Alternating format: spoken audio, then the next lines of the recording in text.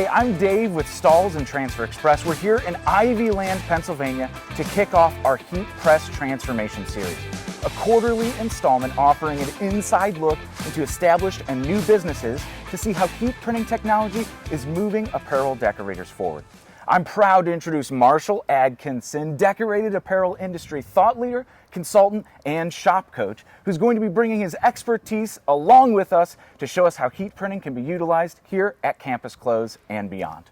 Today we're going to look at how an established apparel decorator uses heat transfers to offer on-demand fulfillment and what they can do to maximize effectiveness, which may inspire some ideas for you or your own business. So let's head inside and get started. Founded in 1984, Kampus Klothes is a premier source for custom screen printed and embroidered sportswear. With a dedicated team of sales representatives, artists, and production staff, they've found their success with quick turnaround, quality goods, and excellent customer service for athletics and corporate uniforms. We sat down with the leadership team at Kampus Klothes to talk shop, from Mike, leading the sales staff, Tony, the operations manager, and Kathleen, the art director, heading up the art department. So Mike, how long have you worked here? I'd say about 30, 35 years, give or take. My parents are the owners, so I've kind of been in it, from probably around the age of 12 or so. And talk about who you primarily serve, your business. What do you guys do here? We're pretty well rounded. We do a lot of colleges. We're the primary printer for Rutgers University, University of Delaware, Temple University, Villanova University, Drexel University, and then we do a handful of other ones as well. But we also do, the local little leagues, high schools, businesses, stuff like that as well. So let's talk about how your heat press services have really impacted your sales and what you offer. One of the biggest areas of growth within the company are our online sales, our team stores. So with that, one of the advantages to ordering or using these stores through us is that we don't require any minimums. So if only 2 hoodies sell with a certain logo on it, we don't cancel the order like some companies do. We're going to do the order anyway. Now with the help of Stahls, we've been able to make or use their transfers to do these orders without affecting our production. In the past, when very many years ago, I think the heat press department may have been viewed more as like an add-on to some of the services that we can offer. And it really started with, what we used to do is athletic wear. Okay, so we're outfitting teams, baseball teams, football teams, basketball teams. And a lot of it had to do with naming and numbering, using film for names, cutting names, using film for numbers. And I think over the years, we have expanded on that business, which is fantastic, but we've also been able to add and create new opportunities of what we can offer our clientele. I really look at the heat press department as giving us an opportunity to kind of expound on the things we can offer our customer base. With the Ultra Color Max transfers, they have helped us cut down on the number of screens that we're making. If it's under this amount of shirts or this amount of colors or whatever it is, we're going to order transfers for that. So that has saved a tremendous amount of time. So it gives you more flexibility and Absolutely. It's faster. Absolutely. What are your typical challenges that you guys have that you're always trying to figure out and improve on? Well, our typical challenges is, especially now in the Amazon, industry or Amazon world we live in, that people order something and they want it now. Mm-hmm. So our biggest challenge is, other than the stock and getting the goods in the building, once we get it in the building, we know with our production crew that we can produce it and get it done pretty much when the customer needs it. But the biggest challenge to us is time. The glass is always full here. For 10 months out of the year, the glass is always full, and we're taking so many rush orders and so many quick turnarounds that cup's always flowing over. So I need to get with the salespeople on a daily basis, sometimes hourly basis, to find out what can be shifted and what can't. Our normal turnaround time is 7 days. One of our biggest challenges, I would say, is getting a logo to work on all the items that are offered. We do a lot of online stores, so items can range from youth hoodies all the way up to adult sizes. So getting logos to work on all the items, all the colors, that can be a challenge. What have you tried along the way to help with that challenge for improving? what we can do is just be proactive and reach out to the little leagues. An example is last summer, when we were getting ready for the fall leagues, the fall baseball, soccer league, stuff like that. We reached out to them probably midsummer and said, hey, there's a lot of stock, there's a lot of supply chain issues right now. We really need to get these orders in early. And as you know, some of them, it actually helped because some people actually did place their orders early. Others still waited till the last possible minute, and we do our best we can to bail them out. So if you could wave a magic wand and fix one thing about how you do your work here to really make a drastic improvement, what would you wish for? We would wish for probably more space and secondly more time. Space. Simplifying. I think that's the hardest part. I think space would be, one of my key. Maybe when it's 110 degrees in the shop, I might ask for air conditioning back there. Yeah, right. After our conversations, we turned to Rick, the production manager, for a tour of the print shop and an inside look at the Kampus Klothes process.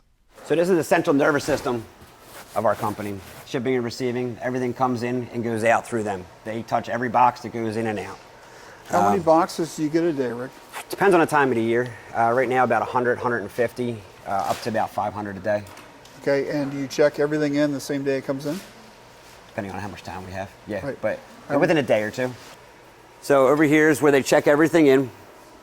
They count each individual item, each piece, and they match it up from our paperwork that we print out from Printavo and get it out onto the shop floor. They're the ones deciding, for the most part, how many, whether it's going to be on an automatic or a hand screen, and they put it out onto our shelves out in the production area. So your receiving department decides how you're going to process the work? It's a preset schedule that we already had. They just know where to put it, and they'll know who gets what boxes, whether the order goes to hand printing or screen printing. They didn't make the final decision, that was on me, but there's a formula that we follow. And this is everything lined up for your manual printer? Everything's lined up for our manual printer. Anything with a red clip on it is an emergency must. It has to be done today. Anything not can be, if we don't get to it, can go back to the next day. Why isn't that up front? Because they know what they'll get to through the day. The screens might not be made yet. They might be lined up for do these and then go into this. Right, okay. This one's actually due tomorrow, but it's a must for tomorrow because we deliver there on Wednesday. This is our heat press area. Okay. We have 6 heat presses out, 7 heat presses out. We have extras in case we need them under the tables that are stored in boxes. So if it's a smaller order that'll fit on the shelf, they are put onto this shelf with a Stahls transfer, heat press, whatever needs to be done to it. And from here, they take it by the day and they will place it out on the tables. Timmy will line it up. If they require names, he'll match the names up to the orders. So it's already laid out and the heat pressers can go and grab it and just start rocking and rolling with the sizes. So again, the shipping and receiving, then they go and write the PO number, how many boxes, because we don't want to lose a box in transition, have it here and there. Right. So if this was 3 boxes, it'd be 1 of 3, 2 of 3, 3 of 3. Each one, we would write 3 boxes on each one. Or no, this would be 3 boxes. Only 1 paper goes per order. So even if there's 15 boxes, we only have 1 order. And the PO number's on the box, so they know to grab all the PO numbers. Right. And is this shelf similar to over there where these are in some sort of priority order? Correct. It goes from newest ones on top, or the newest due ones on top to the later ones on the bottom. And they get shifted. So somebody is moving it up every day? Correct. So the next job to be completed is that one? Is anything on this shelf. If they have the transfers are here, which they'd have to check on in Printavo to see if the transfers arrived. If the transfers are here, they will have them stapled or paper clipped onto that order. So what they would do is, we'll say the transfers for this, they would get it and they would just paper clip them to this piece of paper? Correct. So once they're laid out, he can take them and he can go right over to the machine and press it. One of our biggest issues is we are limited on space. It doesn't look it today, but in a month and a half, you won't be able to move it. Okay. So when the final product is done, it will then be boxed up and ready for the customer. Do you guys have a schedule so you know that there are 50 jobs or whatever that are supposed to go out today, and somebody's checking, okay, we did this one, we did this, here's where we are. You know what I mean? In So the at the end overall- of the day, in the shift, we know that we've completed everything we needed to In do. the overall scheme of the company, that's me, and it's all kept in my head. From the emails I get to looking at the Printavo calendar. On day 2 of our visit, we returned to the shop and sat down with the whole Kampus Klothes team to talk about what we saw, what they're doing well, and the opportunities for improvement. So first off, I want to thank you guys for allowing us to come in and disrupt everything that you guys do here for a little bit and learn a lot about your business and give us the opportunity to help you. I think that really says a lot about you guys and your character and your really willingness to grow and change. So I applaud you for that. And so I really wanted to talk to you about a couple things, and I wanted to start off with what I saw that I think that you guys do right. Obviously, your sales are fantastic. You guys do a really good job. You've got great customers. We've witnessed a lot of sales coming in and out here today. We just, you had a delivery van that was completely packed full of stuff going out of here, right? So a lot of shops, I think, struggle a little bit, especially this time of year, and you guys are doing some great things. So that's really great. Also, I think you guys are doing great with your culture. Everybody here they're hard workers. They're really earnest about what they're doing. They're trying to do their best.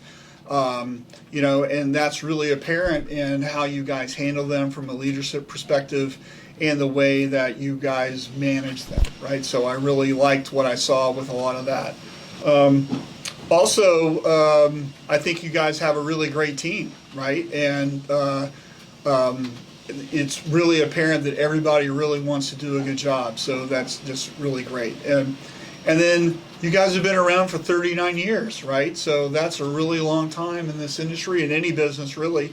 But in this industry, thinking about everything that's happened with our economy and things for the, that period of time, it's just amazing, right? So I think just that idea sets up everything else I'm about to say, which is all about the next 39 years, right? So thinking about moving forward with some changes I think that you guys can make to be even stronger and do better things for folks, right?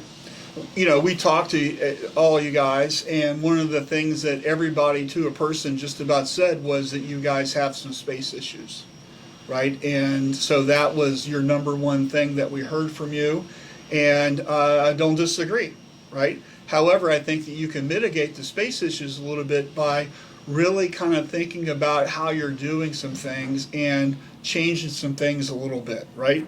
So I want you to emphasize the outcomes more. So one of the 7 habits of highly effective people is to begin with the end in mind, right? So when you guys are thinking about getting orders out the door, I want you to think about the processes that you have to do to be able to do that quickly and as efficiently as possible. And so some of the ways that you guys do that, right, are not wrong. It's just that there are older ways of doing things. And I think that if you were to look at newer technology, maybe some automation, maybe looking at different equipment or processes, I think that you guys can push more things through the funnel a little bit, which helps you with your space issue, because now you're moving things faster through and you don't get as much of a backup when that avalanche of orders comes in, okay? Also, I want you to think about your layout and also the ergonomics of how you do things.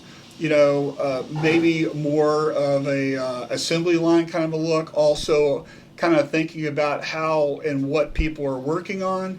If they can hand things off to somebody, and I'm going to get into some details about that later, then you can be pushing things through faster, because I'm not doing all the steps, I'm just doing this one part of it, right? And then also just some more forward thinking about how you use your space, cleaning some things up, also maybe some shelving, maybe doing some different things with how you label your orders and doing things, for example, like in the shipping department, there was things that were for customer pickup that I saw that had been sitting there for weeks, right? So what if instead of a customer pickup, you just built into order just to ship things, right? You don't have customer pickup, you don't need the area, you're just constantly shipping things to people, and that's just built into your pricing because you have a space issue, right? And then how much more area does that give you for shipping and receiving if everything is just out of here faster, right? Then rather than holding on to things, right? So that's just one example. Also, I kind of want to think about how you use time, right? I really think that you guys need to start measuring things so you can have a foundation of how long things take and what is the expectation that we want. Yeah. I've tried that and I've never come up with a good formula because there's so many different variables. Do you have a good formula or a good way to do that? So you want to be conservative, right? But you want to just measure, right? And so, for example, so we're here for heat press. So let's just use that as an example, right? So on this type of garment, how long does it take to load? A hoodie takes longer than a t-shirt, right? The shorts took the less time at all because you just put them on the leg, right?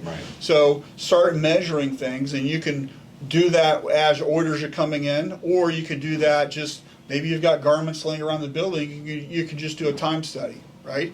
And you want to know how long things take. So it's a total time involved. So depending on it. So some jobs may have a lot more in depth. So you're talking about more of the average of what it takes. You just want to use the average, a conservative average. It doesn't have to be the second. But if you know how long something takes, typically, okay, not everything's going to go to the exact second, okay, but that's going to allow you to understand how much capacity that we have. Because this job is 300 pieces, this is going to take an hour or whatever it's going to take, right? And so how long do we have? How many other jobs are on the day? If you're looking ahead saying next Thursday we've got 20 jobs to get out, you know, we'll start this one first and this one and you know, though, and maybe 5 or 10, and then you block out that day, yeah, and then 5 or 10 minutes, right? And then you can understand what's going on a little better. And this goes for all of your processes, right? So how many are we doing? How long should things take? What is the expectation that we're doing with your scheduling? I think this could really help you with your capacity planning, especially when you get really busy. You'll know right when things happen, do we have time for stuff? Do we need to have overtime? And also look at maybe some of the orders you're taking, you know, what process should they really be doing and where is that going, and having that kind of identified earlier in the process, that could help. And then lastly, I want to talk about standardizing your work, right? So I think it's, you know, Rick does a really good job of getting everything done, but it can't all be in Rick's head, right? So what we need is to have a process where it's apparent to everybody about what's going on, so people know what to do next without being told. They can look at how we're doing things a little better. And kind of the thing that you want to think about, there's an acronym that I learned from Mark Coudray, which is CPR, which you might think stands for cardiopulmonary resuscitation. It doesn't. It stands for consistent, predictable, repeatable. What we want is the same outcome every single time because we've built processes for that. People know how long things take, they know what the expectations are, and we can push things through faster because it's predictable. We want to really help you solve your space issue, right? So there's 2 ideas I want you guys to look at.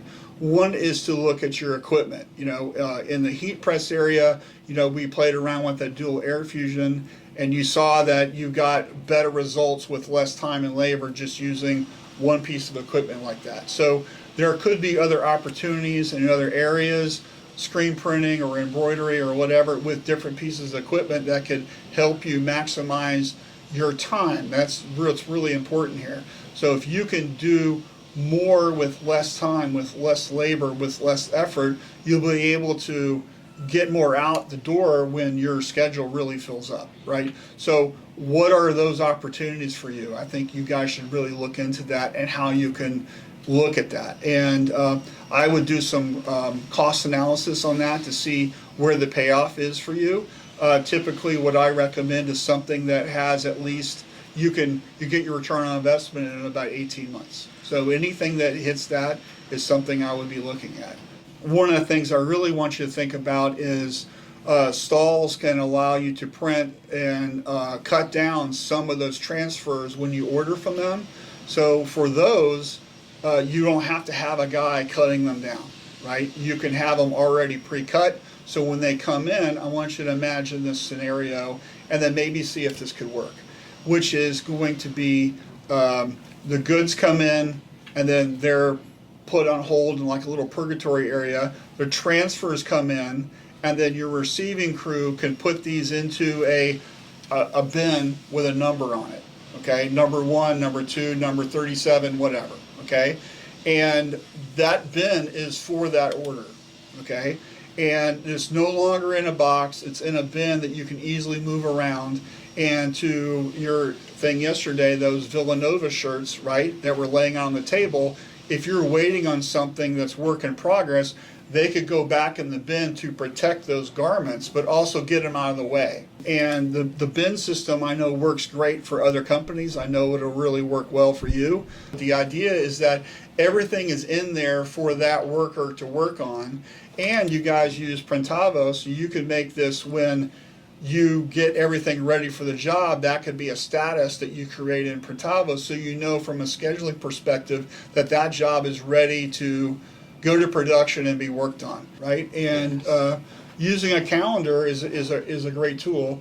You guys still use paper work orders, right? So on the paper work order, you could write, this should take an hour and a half on there in pencil, and that could give whoever the operator is knowledge that this job should take this amount of time. Which is You kind of like shouldn't be going over. Printavo's block scheduler or whatever they were called, power scheduler. Yeah. Yeah. It just took too much time. It took too much time for us to. Well, so Well, that part did. I'm not saying anything about you. I'm just saying Yeah. like that part in there We they used to built in. It do just that was. old stager system where someone put an estimate on each job as well. I think we still kind of have that. It's just fluctuating between the days that are already full. Like I used the analogy before, a glass is full, Yeah. and you're still taking more water, and it's something spilling over, so it's hard. You have to just keep juggling.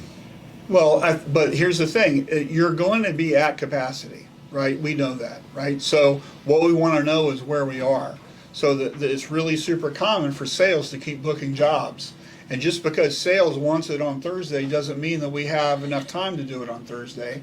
I was talking to Mike here about maybe you have a different way of pricing based on your delivery times. For example, you could have tier 1, tier 2, tier 3 pricing. Tier 3 could have like, we can do it anytime we want, right? It's the cheapest, most economical way, and we'll get it this week, maybe we won't do it for 3 weeks.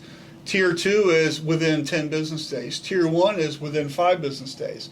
And you're charging like FedEx or UPS based on the time you want it there, and maybe that's a way you could look at redeploying your schedule and to solve some of these issues when things get backed up. Right? It's just applying different ways of looking at it, right? Maybe it'll work, maybe it won't. I don't know. But you got to like play around with it to do some things. So to me, your space issue isn't going to go away because you can't change the size of your building unless you buy a new one. Okay? So what we have to do is we have to think about how we can maximize our space, which is by getting rid of the stuff that doesn't belong here. So I would do a garage sale or a cleanup or whatever, and just anything that we're not touching or using gets removed. Also, how can we can go up vertically with things. Also, can we, how we're thinking about our orders, can we get stuff out of here faster? For example, the customer pickup, you just built in some shipping and then it gets shipped to them and you don't have to even worry about it, So these are just different ideas that you can use to try to solve the problem. Will they work? Who knows?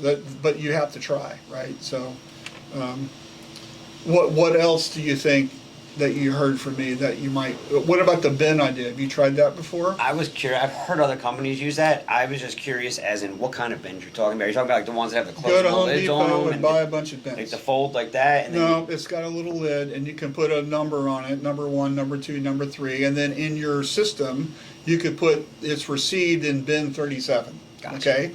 And then they have the work order, you can just hand write it 37, and then they can have that.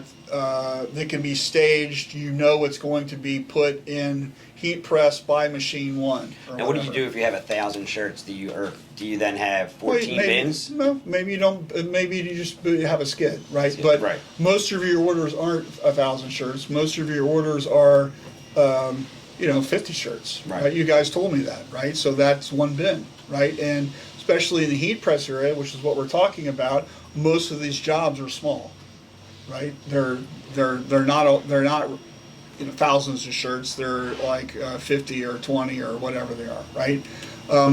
Give or take. Yeah. I mean, yesterday we had the 300 shorts. Yeah.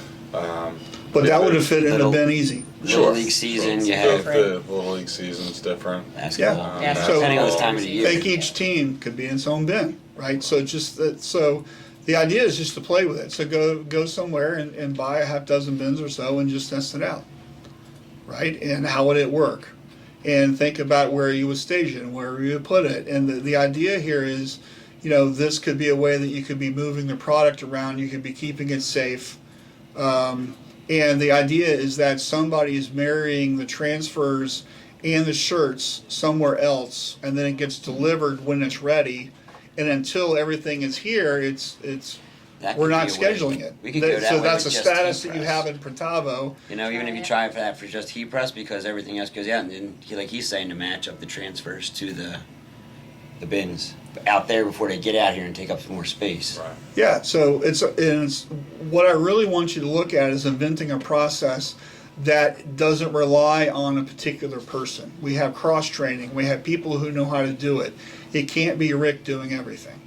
Okay? We need people. We need a process so everybody knows what's next, what's the expectation, how should we do it, and multiple people can be doing the same thing, and that way you're not dependent on one person having all the knowledge. Anything else?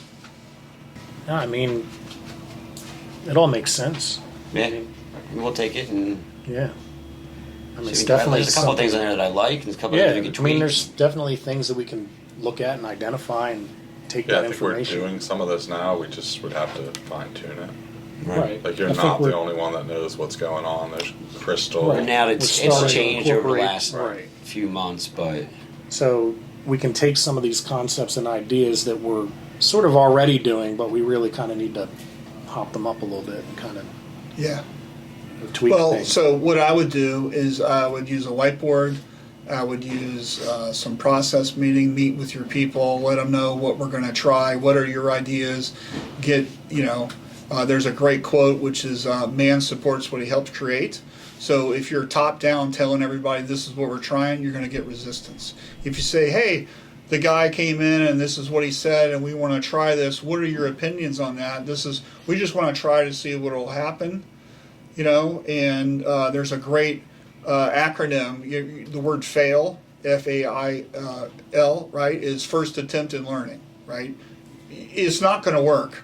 You're going to struggle. You're going to stub your toe.